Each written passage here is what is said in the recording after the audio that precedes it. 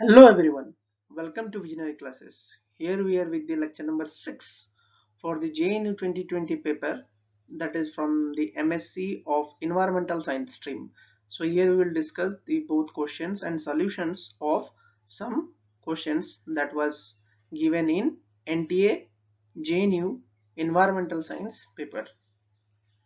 So काफी दिनों बाद हम लोग कर रहे हैं ये क्लासेस, तो हम इसको आगे कंटिन्यू करते हैं. सो द पहला क्वेश्चन जो यहाँ पे आप देख रहे हैं, the first question we are discussing here is asking which of the among is following describes the potability of water. This is the question. So ये पोर्टेबिलिटी ऑफ वाटर क्या होता है, पहले आप इसको जान लें, उसके बाद ही आप इस क्वेश्चन का आंसर कर सकते हैं.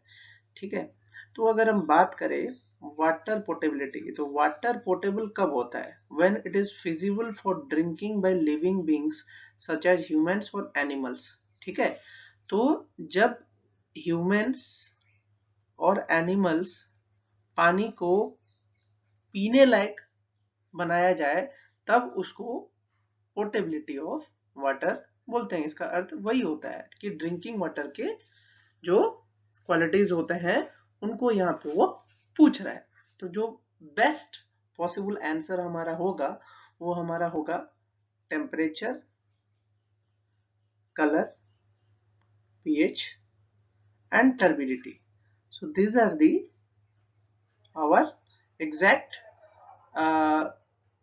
parameters that is responsible for measuring the potability of water. यहाँ पे जो सल्फर कंटेंट दे रखा है, सल्फर कंटेंट का जो डिजायरेबल और परमिसेबल लिमिट होता है, मतलब कि कितना आप ले सकते हो और कितना लेना चाहिए, वो ऊपर नीचे होता रहता है. तो अगर आपका विद इन द लिमिट होगा तो आपके लिए वो पोर्टेबल है ही है.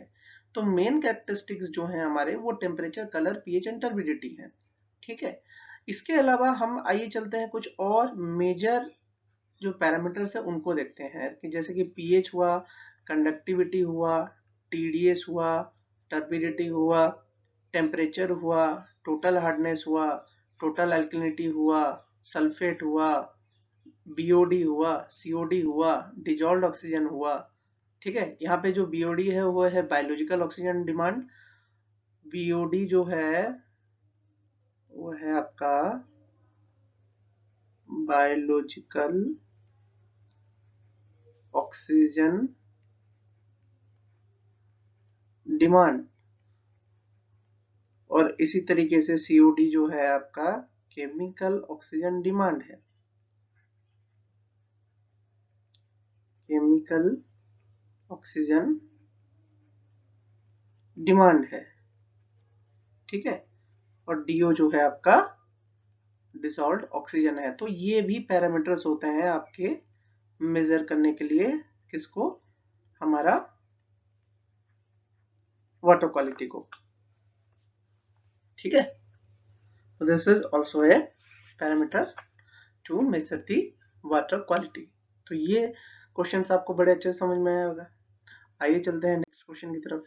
सो नेक्स्ट क्वेश्चन जानने से पहले हम कुछ यहाँ पे ड्रिंकिंग वाटर के पोर्टेबिलिटी की क्वालिटीज हम देख सकते हैं. जैसे कि आप देख सकते हैं कि पीएच का बात किया है, तो पीएच कितने से कितने के रेंज में होने से अलग अलग स्टैंडर्ड्स के हिसाब से, जहाँ पे EQS की बात करते हैं तो environmental quality standards that is given by Europe. ठीक है, फिर एक यूरोपियन स्टैंडर्ड्स भी है जो कि यहाँ पे मौजूद है, EC standards, and there is a WHO standard. So different organizations give different kinds of standards. So according to that there is a limit within which the water is potable, मतलब drinking के लिए अच्छा है. ठीक है, तो इस पे आप देख सकते हो TDS का दे रखा है, आयरन का दे रखा है, sodium chloride, sulphate, fluoride, arsenic, ammonia, nitrate, phosphate, potassium, Aldrin, heptachlor, DDT. तो ये आपके मेजोरिटी ऑफ आयंस की बात की उन्होंने यहाँ पे. तो मेजोरिटी ऑफ जो आयंस है उनकी यहाँ पे हम लोगों ने यहाँ पे थोड़ा बहुत डिस्कस कर रहे हैं. तो इसी तरीके से टर्बिडिटी, इसी तरीके से टेम्परेचर, इसी तरीके से वाटर क्वालिटी के अलग अलग पैरामीटर्स को हम टेस्ट करते हैं. यहाँ पे मैंने आपको कुछ और आयंस के डिटेल्स दे रखे हैं. ठीक है, तो आप चाहो तो इनको भी आप याद कर सकते हो फॉर इन्वायरमेंटल क्वेश्चंस पर्सपेक्टिव्स के हिसाब से, ठीक है। तो इससे रिलेटेड कुछ क्वेश्चंस आ सकते हैं। This is a pure environmental chemistry question, you should know about the drinking water standards, ठीक है। आप इनमें एक आईएसओ स्टैंडर्ड्स भी आप पढ़िए, ठीक है। आईएसओ ड्रिंकिंग वाटर स्टैंडर्ड्स भी होते हैं, उनको भी आप पढ़िए, ठीक है, for examination point of view. Okay, moving on to the next question. So next question में आप देख रहे हैं कि यहाँ पे ये पूछ रहा है metabolite that is transported from chloroplast to peroxisome during C2 oxidative photosynthetic cycle। तो यहाँ पे हमने C2 oxidative photosynthetic cycle हमने बना रखा है, ठीक है। तो ये आपका C2 oxidative photosynthetic cycle है, ठीक है। तो यहाँ पे आप 3 फेजेस देख सकते हैं, एक है माइटोकॉन्ड्रियन फेज, एक है पेरिक्सोम फेज और एक है क्लोरोप्लास्ट फेज, ठीक है। तो यहाँ पे ये क्वेश्चन पूछ रहा है metabolite that is transported from chloroplast to peroxisome. तो मेटाबोलाइट जो है वो क्या कर रहा है कि ट्रांसपोर्ट कर रहा है क्लोरोप्लास्ट से पेरिक्सोम तक। तो वो कौन सा है, ठीक है। तो आप जैसे कि देख सकते हैं कि माइटोकॉन्ड्रियन में आपका सेरीन है, ठीक है, सेरीन ट्रांसफर कर रहा है पेरिक्सोम तक, ठीक है।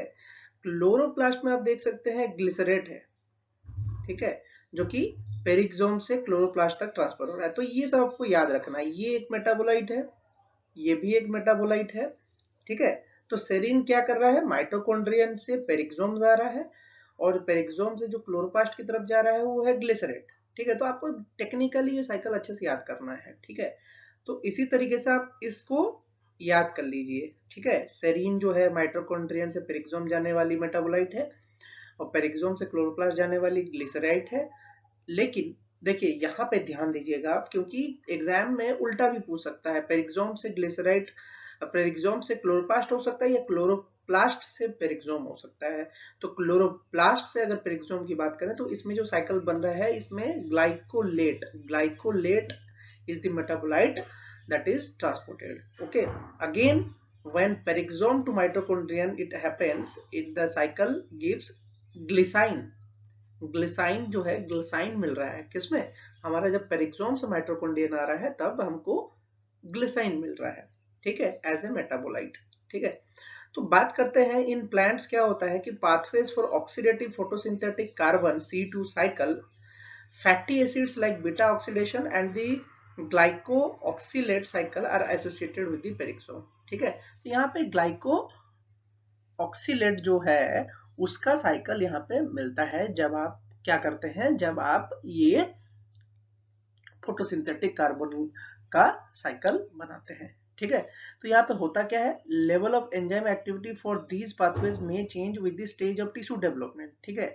तो प्लांट्स की जो टिश्यू डेवलपमेंट होगी उस समय में इन एंजाइम्स का रोल होता है। तो ये जो मेटाबोलाइट्स हैं ये एक तरीके से हमारे प्लांट्स के C2 ऑक्सीडेटिव फोटोसिंथेटिक साइकिल में मौजूद होते हैं, जो कि क्या करते हैं, हमारे टिश्यू डेवलपमेंट के स्टेजेस में चेंजेस लाते हैं। तो ये आपको याद रखना है, ठीक है। This is the cycle, you have to remember it. The next question they are asking the source of litmus, ठीक है। तो ये तो भाई फैक्ट क्वेश्चन है, if you don't know the facts you can not answer it, ठीक है।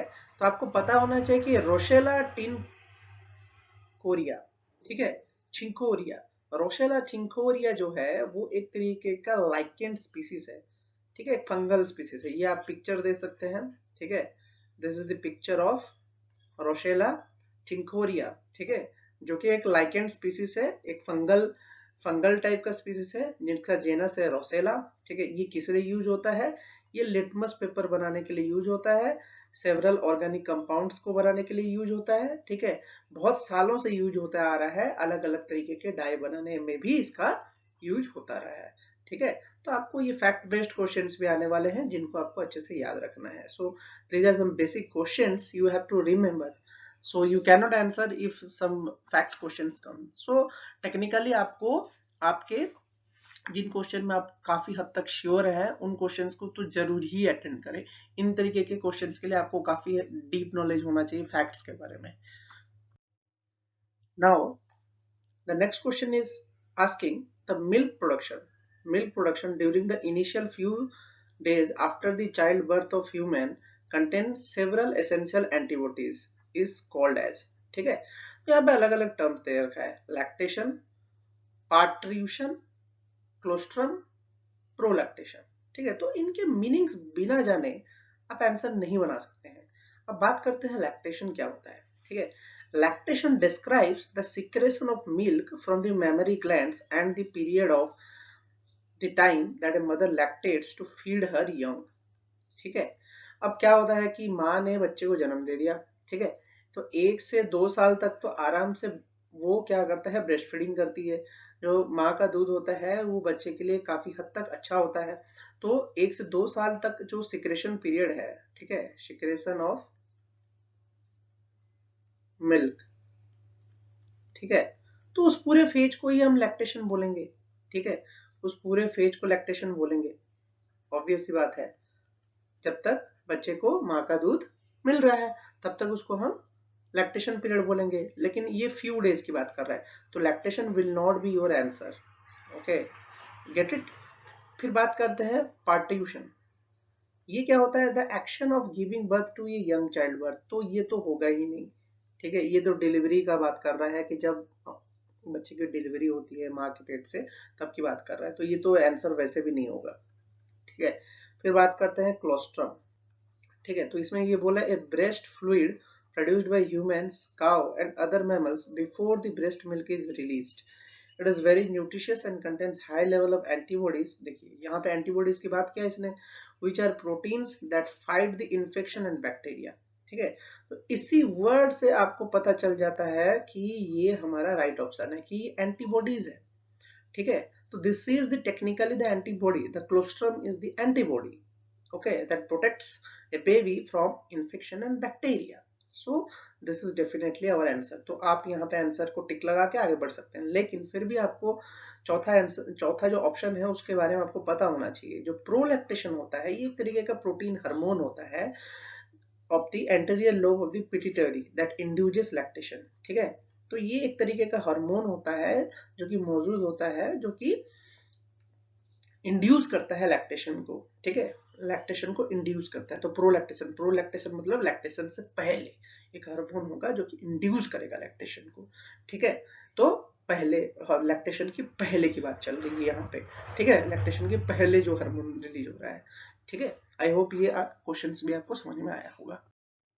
So in this question we have to deal with the what we have to, in this question we have to deal with the integration। so ये एक integration का question है। ठीक है, तो question में क्या पूछ रहा है, integration I equal to 0 to 1 upon e to the power x plus e to the power minus x dx। ठीक है, this is a question of definite integral. ठीक है, तो ये डेफिनाइट इंटीग्रल का क्वेश्चन है। तो डेफिनाइट इंटीग्रल्स के आपको फॉर्मूला याद करना है। ठीक है, some sets of formulas are there, some sets of formulas which I will discuss in the detailed class when I will take, but for now you should remember those formula of definite integral, okay, before approaching to do this question। okay, in the second, what we will do here, we will discuss the step by step answer of this question। so what we will do, we will just multiply e to the power x in both numerator and denominator। तो मैंने numerator और denominator में e to the power x को multiply कर दिया। now the integration what it becomes, it becomes I equal to 0 to 1 e to the power x upon e to the power 2x plus 1 dx। तो ये आपको यहाँ पे मिल गया। Next step पे आप क्या कर रहे हैं, put e to the power x equal to t।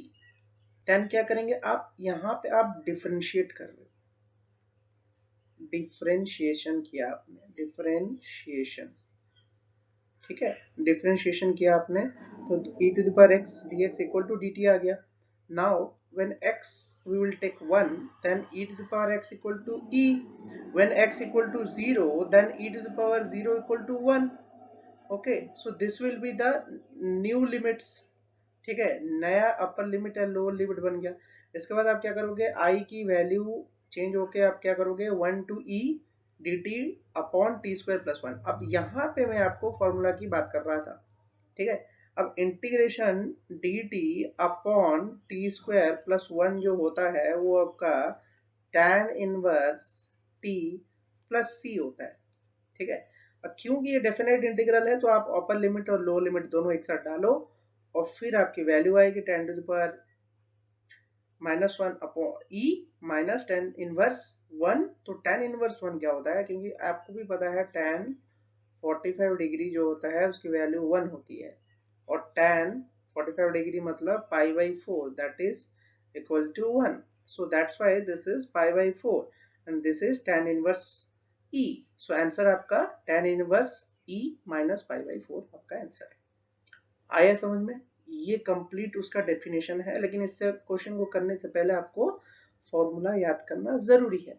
I will definitely discuss this kind of formula of definite integral in my detailed class where I will explain all those things. Okay, so the next question is telling about biome represents. So it is a question from ecology section.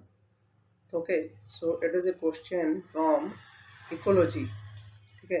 तो ecology से ये question है, तो आपको ये क्या बता रहा है कि बायोम होता क्या है। तो बायोम होता क्या है भाई, biome is a collection of plants and animals that have common characteristics for the environment they exist, ठीक है। एक पर्टिकुलर टाइप ऑफ इन्वायरमेंट में एक एनिमल्स और एक प्लांट्स एक particular type of behaviour show करते हैं, तो उसको हम बायोम बोलते हैं, ठीक है। They can found over a range of continents. Biomes are distinct biological community that formed in the response to their physical climate, जैसे कि हम बात कर रहे हैं। आइए यहाँ पे एग्जांपल्स भी देख लीजिए आप। एग्जांपल जैसे कि बात करते हैं, rain forest, taiga, temperate deciduous, grassland, desert, tundra, ये सारे आपके एग्जांपल्स हैं। अब देखिए यहाँ पे क्लाइमेटिक डिफरेंस की वजह से पता चल रहा है कि आपका बायोम होता क्या है, ठीक है, किस तरीके के बायोम से। तो आपने क्या यहाँ पे आंसर मेंशन करोगे कि बाय क्लाइमेट ओनली, तो large geographical area delimited by the climate. So the climate is the key factor you should know. what is the biome, how the biomes are separated, biomes are separated mainly by the virtue of their climate, ठीक है। Climate जैसा होगा उस हिसाब से आपका biome होगा, ठीक है। तो ये आपको अच्छे तरीके से समझ में आना चाहिए। आई होप ये लेक्चर सीरीज में आपको काफी हद तक कुछ क्वेश्चंस के आंसर समझ में आए होंगे। If you have some doubt you can ask me in the comment box. Please like, subscribe and learn more. Okay, and exam will be coming very soon for this year, so be prepared for the exam. Have a nice day.